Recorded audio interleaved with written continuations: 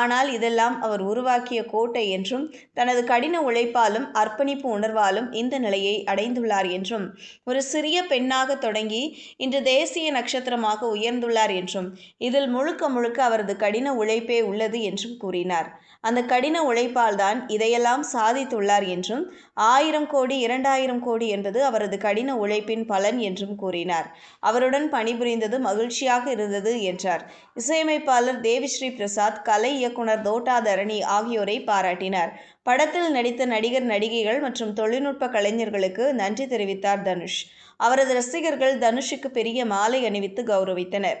150 ரூபாய் சம்பாதிச்சா 200 ரூபாய்க்கு பிரச்சனை வருகிறது.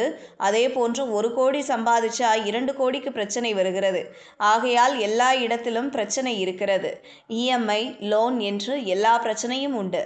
பிரச்சனை இல்லாத இடமே இல்லை. நம்மிடம் காசு பணம் இல்லை என்றால் நமக்கு கிடைப்பது அம்மாவின் அன்பு மட்டும்தான் என்று கூறியிருக்கிறார்.